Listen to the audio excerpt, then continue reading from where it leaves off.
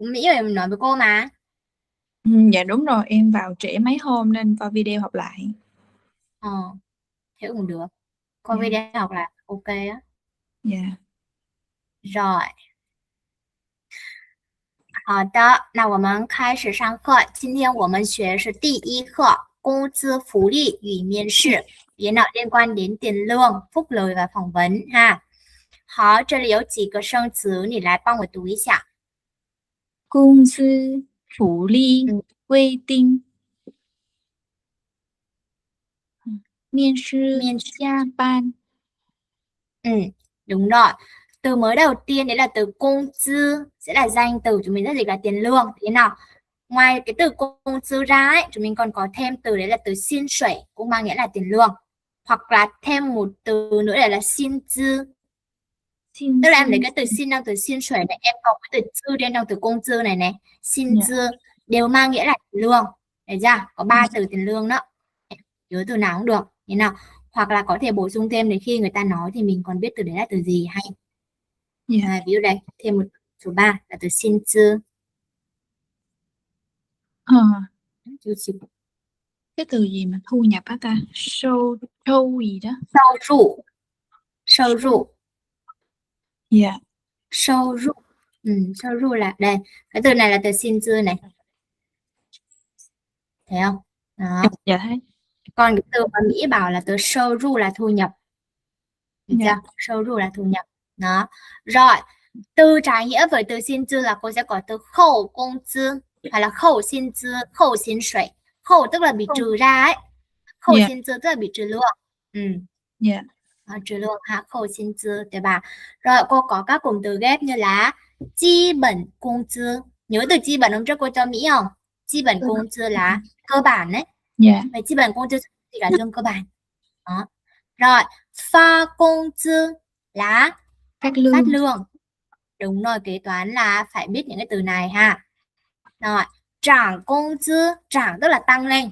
Vậy thì trả Dạ. công dư chúng mình sẽ dịch là tăng lương. Đó. Rồi, mãn ý的工资 tức là cái mức lương mà mình hài lòng, mức lương mà mình mong muốn, mình hài lòng. Mãn ý là hài lòng mà vừa ý mà, được chưa? Mãn ý công tư là mức lương hài lòng. 比如老师问你，你对现在的工资满不满意？你对现在的工资满意吗？ Mà đi. 非常满意吗？ Ừ. 那为什么你要换工作？你对现在的薪资满意，那为什么你要换工作？为什么？是什么原因？À,因因为我想，因为我想体验一下新的岗位吗？还是你觉得你现在的工作看不到未来？ 看不到未来là gì đó cô? Tức là có thể tương lai ấy. Tức là tương lai mịt mờ, không nhìn thấy tương lai ấy. 看不到未来，À, 看不到将来。因为还是你想体验新一个岗位、新一个工作，体验了展验。dạ, 我想体验工作，而且新的工作，而且新的工作。而且在家công việc nó cứ lặp đi lặp lại á cô. 每天都是一样的，反复的都是一样，对吧？对呀。每天的工作都是一样，所以你觉得很无聊，对吗？对呀。无聊tức là nhàm chán. 如果你换工作的话，会计的话，你想当会计的话，那会计的工作更无聊了，因为你每天都是看数据，没有什么特殊的，没有什么新鲜的，对吧？对呀。你还愿意换吗？如果这样的话，你还愿意换吗？愿意换。愿意换。好吧，那老师希望你的选择是对的，希望有一天你不后悔现在的选择。Xin lão sư, có cái em hơi bị su ghê luôn, tự nhiên tính nghỉ việc gặp toàn Sao vậy quyết toán Su? không. Ý là mấy công ty em làm quyết toán không luôn á. Ờ, Em từ đầu năm tới giờ có thế hả? nhà quyết toán hơi nhiều. Thì sếp cũng làm thôi, chỉ là em xuất sổ rồi coi công nợ lại thôi. Ừm, nhưng mà em gặp mấy công ty bị quyết toán rồi. Đồng nghiệp của em thì chưa ai bị hết mà có tự nhiên có mình em à. À, thôi chắc là may mắn cho mỉm Dạ. cười với mình thôi. Kêu Biết tính đâu kêu bất là ngờ thôi, đúng không? thì em kêu thôi tính để bỏ nhảy để người khác gánh cái quyết toán này. Ai ngờ ai ngờ thế kìa, quyết toán hết mấy công ty luôn. À, rồi, 好的，那我们继续tiếp tục ha。好的，这里老师有几个句子，现在从第一个开始，你帮我读一下。哎，稍等等的试一下。Nhìn vào cái slide của cô nha. Nhìn vào sách nha. Một chút xíu, cô sửa cái slide một chút xíu.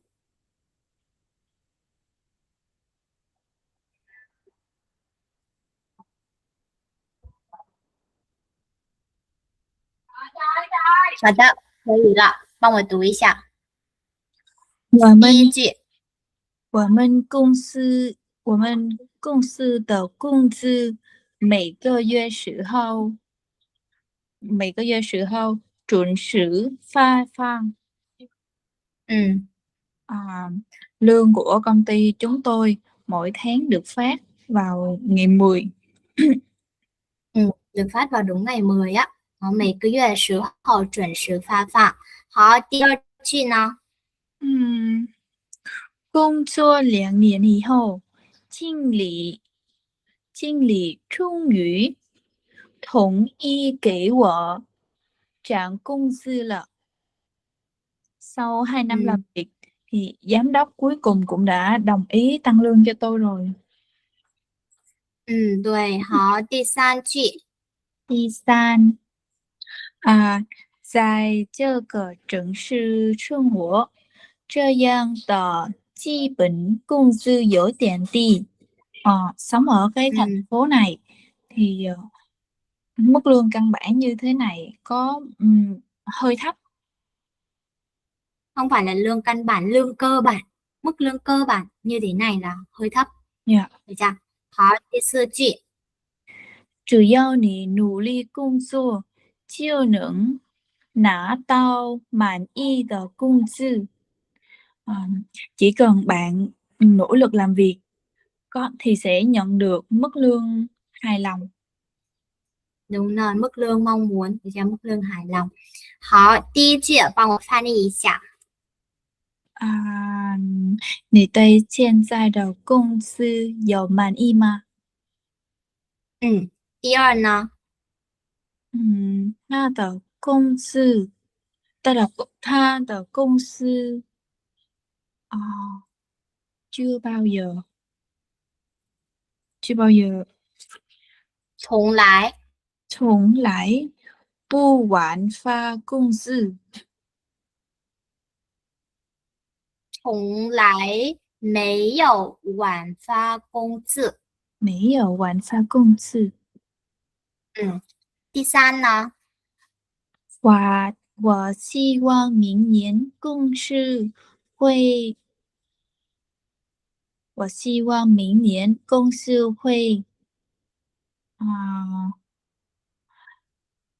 会给所有 cho tất cả nhân viên. Ừ. 会给所有的员工涨工资. Đúng rồi. 我希望明年公司能给所有员工涨工资，对吧？好的，下一个第四呢？这个 Lương căn bản có vẻ à, cái vị trí này là cái từ gì hả cô? 这个岗位，岗位 là vị trí, 这个岗位 là vị trí này. 这个岗位的基本工资多少钱?对，非常好。好的，下一个，第二个生词，这是福利。Phú đi là phúc lợi. Nhớ là hôm trước mình vừa mới học cái từ này xong đúng không?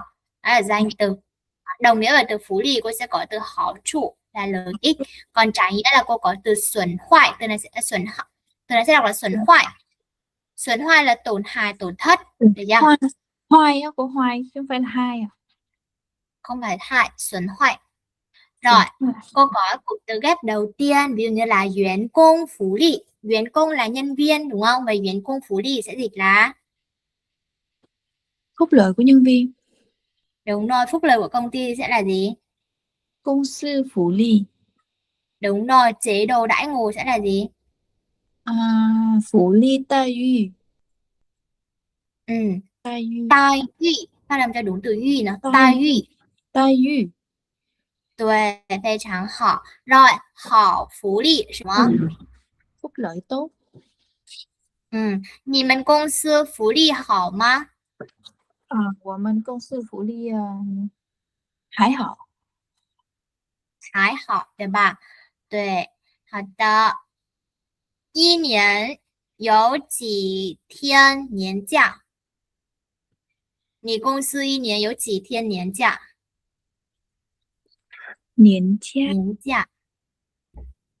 年là gì?年là năm. Cha nghỉ phép à? Cha là gì? Cha Phép năm. nghỉ. Dạ.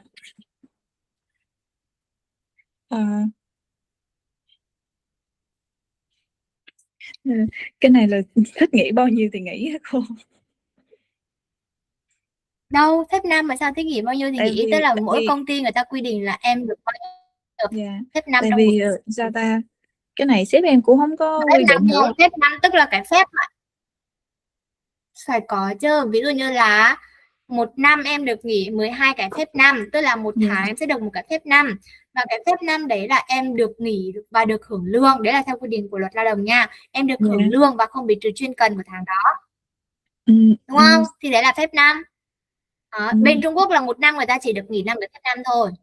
5 phép ít dữ vậy. Chứ bên Việt Nam mình là một năm nhá, một năm là người ta chỉ có 5 cái phép năm thôi, còn Việt Nam mình một năm có 12 cái phép năm. Tức là một tháng em được nghỉ một lần đấy, cái phép năm để em có thể tích lũy hàng tháng. Đó, em có thể nghỉ trong tháng đấy hoặc có thể không, em có thể tích lũy cái phép năm đấy.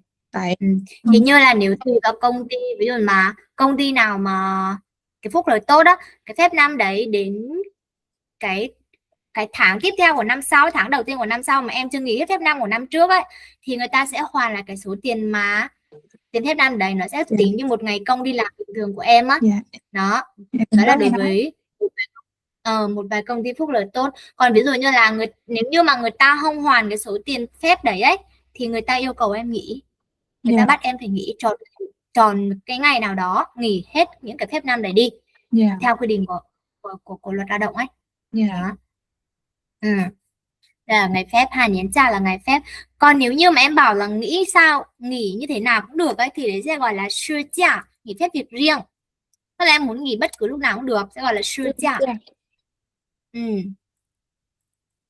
Sư假, sư đang từ sự việc á, sư假là việc riêng. Tức là khi mà em nghỉ phép này thì em sẽ bị trừ tiền lương của cái ngày nghỉ đấy. Còn nghỉ phép năm là em không bị trừ tiền gì hết á. Vì đó là quyền lợi của mình. Còn khi mà em nghỉ phép Việt Nam, phép việc riêng là sẽ bị trừ tiền này. Rồi còn một phép nữa để là khi em đi bệnh viện, em có giấy nhập viện, em có thể nghỉ phép bình trả. Nếu như em làm công ty Trung Quốc nha, em sẽ có tất cả những cái phép này. Đó, bình trả là phép bị ốm á. Bình trong từ sơn bình, phép bị ốm. Đó, cái phép này thì với điều kiện là em đau, em nhập viện, em phải có giấy xác nhận của bệnh viện thì em mới được nghỉ cái phép này. Đó, còn nếu như không có giấy em không được phép lên đơn cái phép này. Thêm một phép nữa, đấy là sản假. Sản假. Biết phép gì không? Phép sinh á.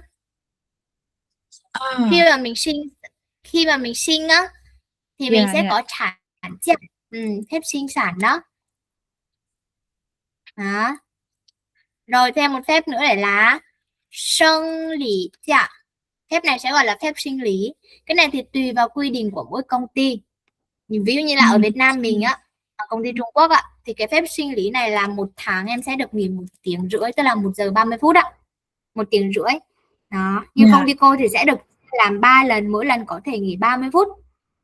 Đó, ít nhất là 30 phút, tối thiểu là 30 phút. Đó. Và 1 tháng em sẽ có 1 tiếng rưỡi phép sinh lý này. Phép sinh lý này chỉ dành cho con gái thôi, con trai không có. Đây là một cái bài phép ở trong tiếng Trung. Được chưa? Giờ em mới biết cái này luôn á. Ý là Trời ơi, đi làm công việc của mình không biết à? Ý là tại vì bên em làm dịch vụ chỉ nhận về rồi làm, chứ sếp em cũng không thành lập công ty nữa cô, cho nên là nghe cái phép sinh lý này tư nó... nhân ấy hả? Dạ đúng rồi. Kiểu như tư nhân ấy hả? Dạ đúng rồi. Còn ví dụ ở Mỹ đi làm công ty lớn, tập đoàn lớn thì người ta sẽ có những cái quy định rõ ràng về luật lao động như thế nào, nghề phép như thế nào, tính công như thế nào, chuyên cần tính như thế nào. Đó. Đi làm những cái công ty lớn thì mình sẽ có quy củ hơn, kiểu như thế. Dạ. Kiểu như người ta cái gì là người ta quy định rõ ràng ra, có quy định hết á, rõ ràng ra, làm như thế khỏe. Còn một cái phép nữa này, đấy là phép hôn trả. Hôn nâng từ chia hôn ấy. Phép kết hôn á. Tức là khi mà em kết hôn, tức là bản thân mình kết hôn á, là mình sẽ được nghỉ 3 ngày phép này. Không trừ lương, không trừ chuyên cần. Đó, thì sẽ gọi là hôn trả, bản thân mình kết hôn nha. Đó. Hôn nâng từ chia hôn ha. Đó, phép này là phép cưới này. Nghỉ phép kết hôn. Được chưa? Trừ khi nào em cưới thôi em mới được dùng phép này, còn ví dụ người thân cưới là em không được dùng phép này đâu, bản thân mình mới được dùng thôi. Là ví dụ em làm công ty Trung Quốc thì người ta sẽ có những cái quy định về luật lao động như thế này. Đó. Rồi. 好的，下一个来第一句，你帮我读一下。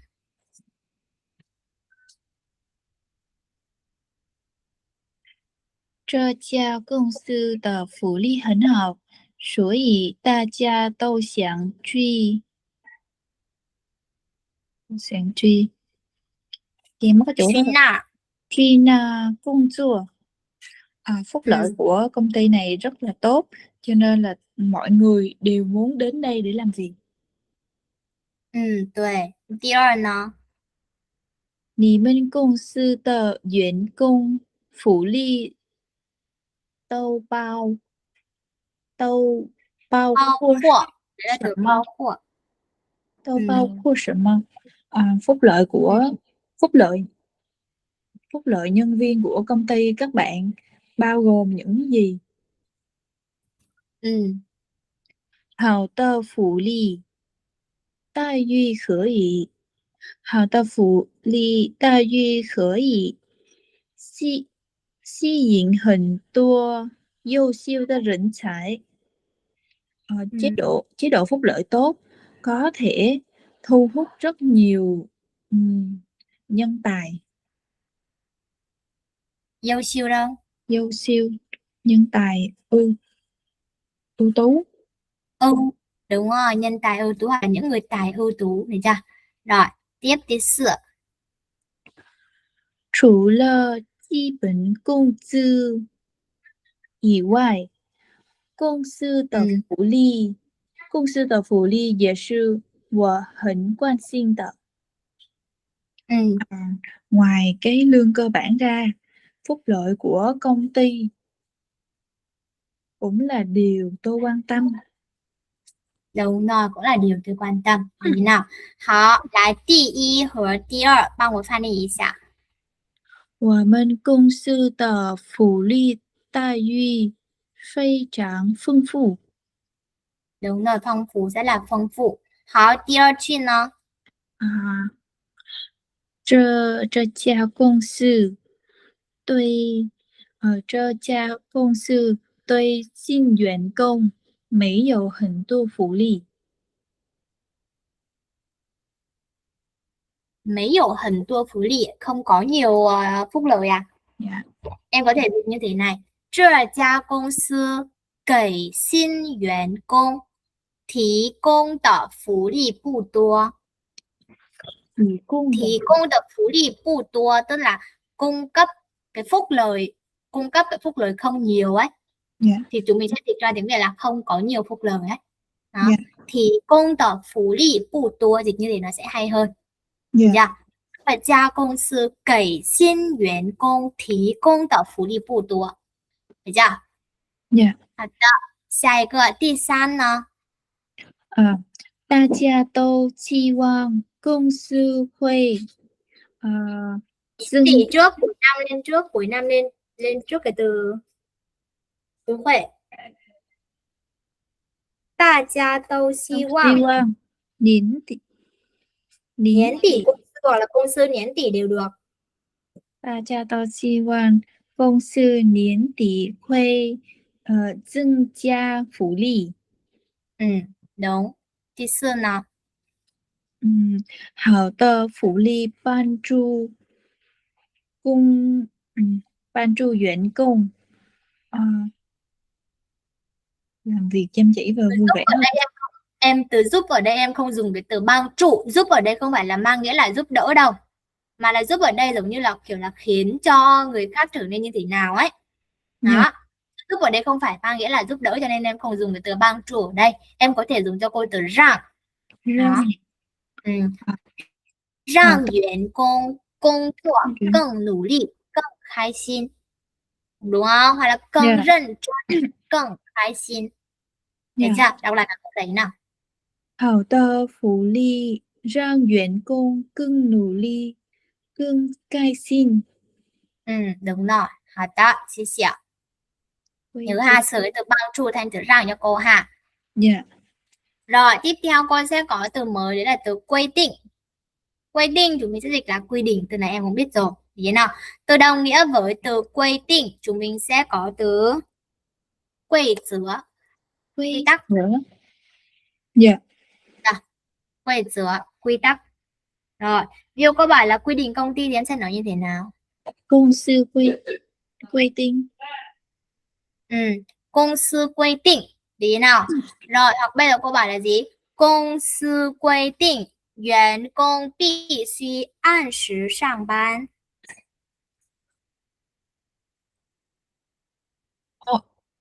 Công sư cái gì? An sự sang ban hả cô?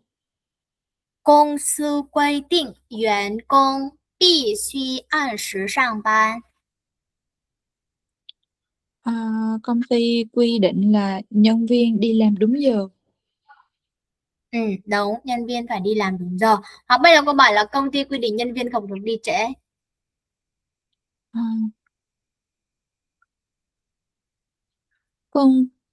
Công ty công sư quy định員工不能đi trễ. Đi trễ là gì vậy cô? Cái từ 迟到, quên à? 迟到 là đi trễ. 不能迟到. 迟到. Đi trễ là từ 迟到 nè. Từ này nè. Đó, 迟到 là đi trễ. Yeah. Nhớ chưa? Nhớ từ này chưa? Nhớ ra chưa? Mình nhớ rồi. 迟到. Rồi, ở đây cô sẽ có các cụm từ ghép như là công sư quy định công ty, đúng không nào? Rồi là tuân守quy định, tuân守là tuân thủ. Được chưa? Nó sẽ có cái cụm từ đấy là gì nhỉ? Tuân thủ pháp luật, em sẽ nói như thế nào? 遵守法律. Đúng, 遵守法律, 遵守quy định. Được chưa?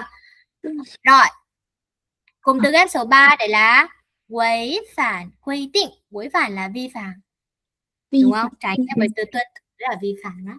Quấy phản quy định là vi phạm quy định. Đó.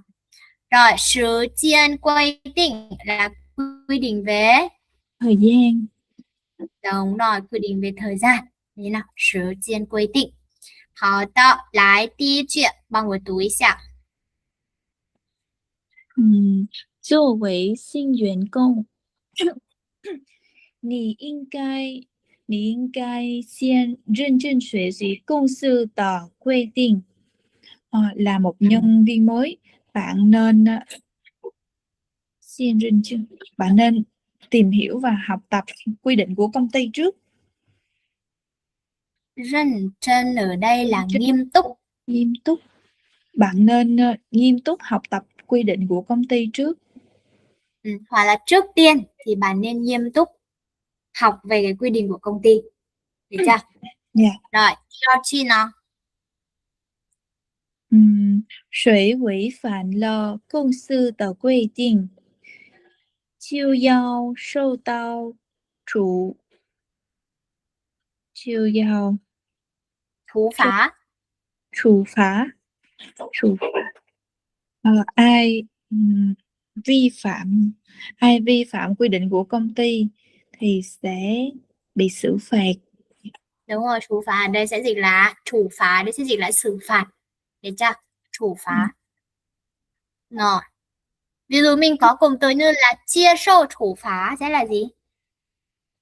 Chia sâu nhận được hình phạt à? Chấp nhận. Chia sâu ở đây là chấp nhận. Không Chấp phải là nhận được. Sâu tao mới là nhận được. Còn ở đây chia sâu thì mình sẽ dịch là chấp nhận. Dạ. Chấp nhận ra.第三呢？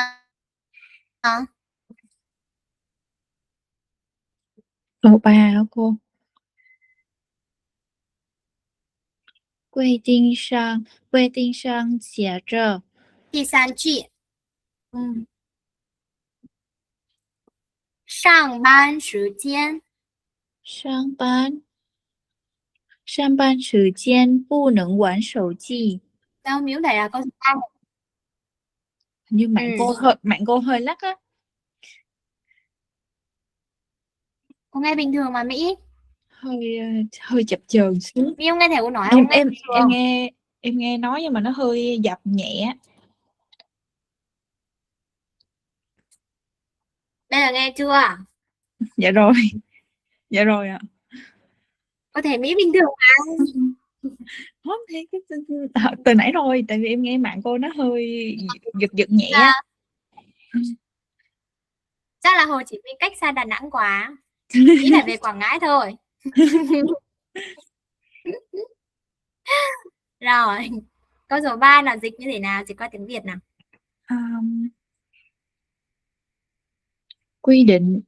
Quy định ghi rõ là trong giờ làm việc không được sử dụng điện thoại. Đúng, câu số 4. 公司规定每天早上9点必须到办公室. 公司 是 không phải là sự, SH. 公是 sự, ban công sự. Công ty quy định mỗi ngày 9 giờ sáng phải có mặt ở văn phòng. Phải đến văn phòng rồi. Rồi, tiếp theo.第一句呢? Câu đầu tiên. Chúng ta nhất định phải nghiêm túc tuân thủ quy định của công ty. Yào hoặc là 必须 em có hai từ. 我们必须严格遵守公司的规定.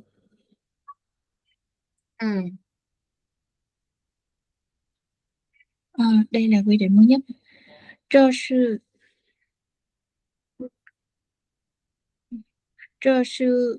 公司董事会的最新规定. 最新的规定非常好. Rồi, 第三呢? Câu số 3.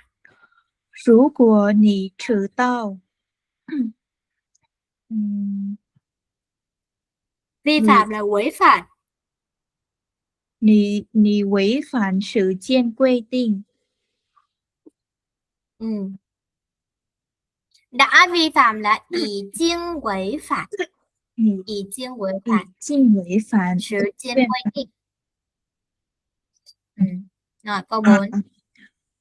这个规定有增加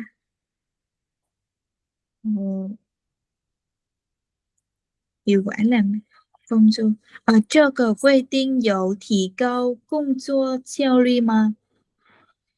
Đúng rồi, phải là công作效率. Đúng rồi, 效率là hiệu quả, hiệu suất đó. Công 作效率là hiệu quả làm việc. Được吧? Thật đó.下一个 từ mới tiếp theo đấy là từ miên sự. Bây giờ ngay bình thường đúng không Mỹ? Dạ, bình thường ạ. Rồi. Cô có từ mới tiếp theo là từ miên sự. Chúng mình sẽ dịch là phỏng vấn. Phỏng vấn xin việc ấy. Nó vừa là động từ vừa là danh từ. Để cho nào nếu như nó là động từ thì nó mang nghĩa là phỏng vấn. Ví dụ cô bảo là gì? 我明天要去公司面试 là ngày mai tôi phải đến công ty phỏng vấn, đúng không? Phải là 我正在面试一位新员工 là gì? Tôi đang phỏng vấn một nhân viên mới. Đúng. Vậy thì cách dùng đầu tiên của từ miên sư nó là động từ mang nghĩa là phỏng vấn. Thứ hai, đấy là danh từ. Khi nó là danh từ thì nó được dịch là buổi phỏng vấn. Buổi phỏng Được vấn. chưa? Ví dụ cô bảo là miên sư hẳn xuân ly. Phỏng vấn rất là thuận lợi. Đúng rồi, cái buổi phỏng vấn rất thuận lợi, đúng không? Hoặc cô bảo là 我的面试安排在星期五 là gì? 我的面试安排在星期五. Buổi phỏng vấn được sắp xếp vào thứ sáu. Của ai? 我的面试. Buổi phỏng vấn của tôi được sắp xếp vào thứ sáu. Đúng rồi. Đó, đây chính là từ miên sư ha. Ngoài ra, cô còn có một vài từ ghép đi với từ miên sư như là miên sư quan là gì? Người phỏng vấn. Đúng.应聘者 là ai? Ứng cử viên. Người tham gia phỏng vấn sẽ là gì? Dạ, cái gì cô? Người tham gia phỏng vấn. Người tham gia phỏng vấn. Yên phiên trợ đúng không ạ? Miên sư trợ. Biên sư trợ. Miên sư quan là cái người phỏng vấn.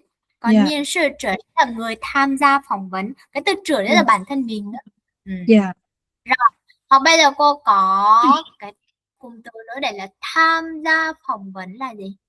Tham gia biên sư. Đúng. Tham gia miên sư. Vì thế nào? Rồi. Ví dụ cô bảo 今天我要去参加面试. Hôm nay tôi đi tham gia phỏng vấn. Đúng. Còn thêm một cái cụm từ nữa ở đây là mình có từ gì nhỉ?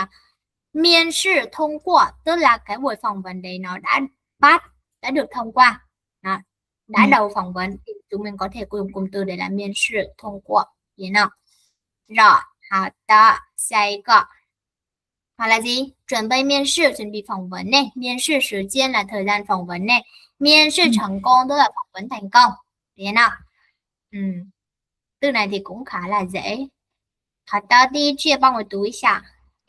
我明天下午要去一家大公司参加面试.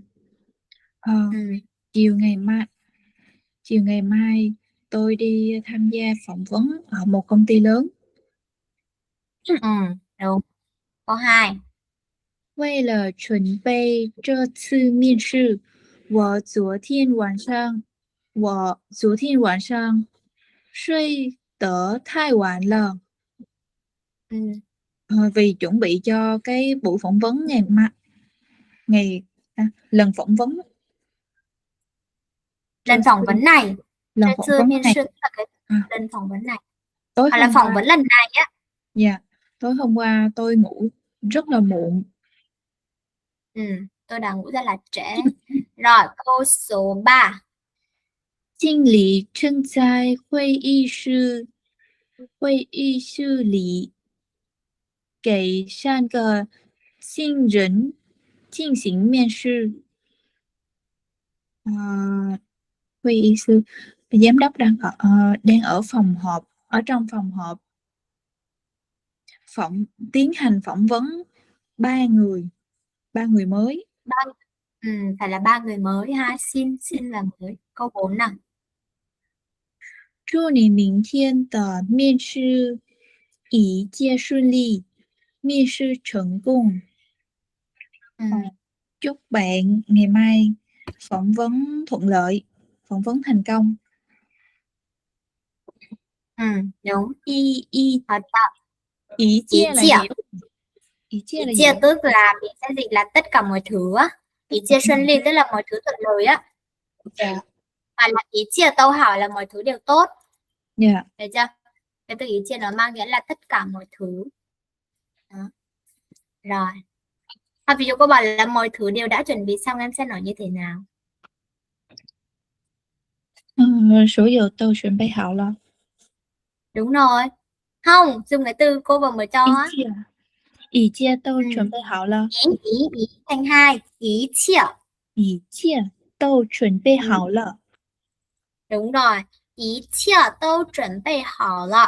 Đó, mọi thứ đã chuẩn bị xong. Hoặc thì nếu như mà em không nhớ từ ý chia thì em cũng có thể dùng là số dầu tờ tông xỉ hoặc là số dầu tờ tôi chuẩn bị hảo rồi cũng được. Thế nào? Dạ. 好，来，第一句帮我读一下，从第一个开始吧。Anh ấy vừa nhận được thông báo phỏng vấn từ phòng nhân sự. Tha căng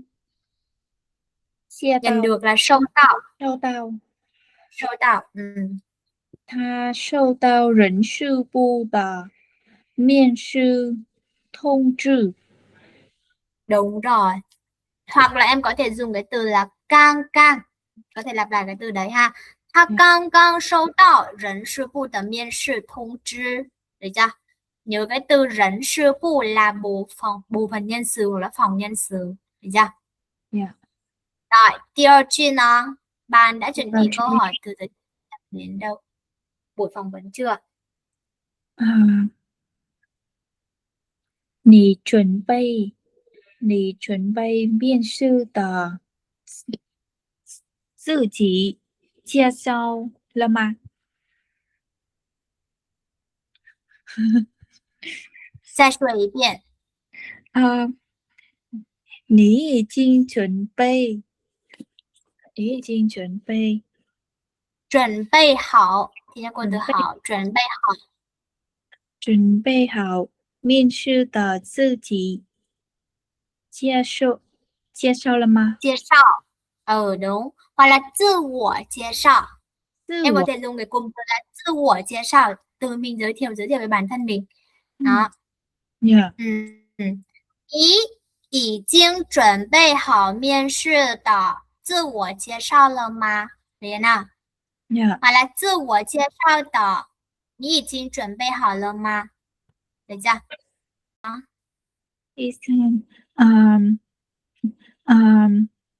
面试的时候，我们必须穿衣服正式礼貌。穿正式的衣服。穿正式的衣服。Rồi, hả? 第四呢? Hôm nay diễn ra rất tốt đẹp. 我今天的面试非常顺利。 Đúng rồi, 今天的面试非常顺利. Đi nào, hả đó. Rồi, từ mới tiếp theo đấy là từ gia ban. Gia ban chúng mình sẽ dịch là tăng ca, đúng không? Rồi, bù gia ban tức là không tăng ca, không làm thêm giờ. Đi nào. Rồi, ví dụ cô có cụm từ là thường xuyên tăng ca, đấy là kinh tráng gia ban. Lương tăng ca sẽ là gì? 加班工资. Tự nguyện tăng ca. tự nguyện. 自愿. 自愿加班, đúng không nào? Yeah. Rồi, hoặc bây giờ cô có câu đấy nữa. Cụm từ đấy là không cần tăng ca sẽ là gì? 不要加班. Đúng rồi, 不要加班. Vì nào không cần tăng ca, 不要加班. Rồi, ví dụ bây giờ cô bảo là hôm qua tôi tăng ca đến 10 giờ tối thì em sẽ nói như thế nào? 昨天晚上我加班到10点. 到晚上10点. Nhớ là 10 giờ tối chứ phải là 晚上10点. 昨天昨天晚上我加班到我gì? 晚上10点。sao nó Đúng bị rồi. tiếng rồi. Dạ vâng. 昨 Đúng 天 mà. 晚上 10 giờ tối mà. Là nó晚上10点đó, 10 giờ tối. Cô đang dịch cái cụm từ 10 giờ tối á. 好的，谢谢。好，我们先学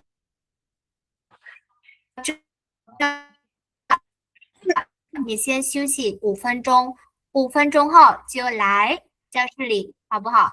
现在你先休息5分钟，听到了吗？我听到了。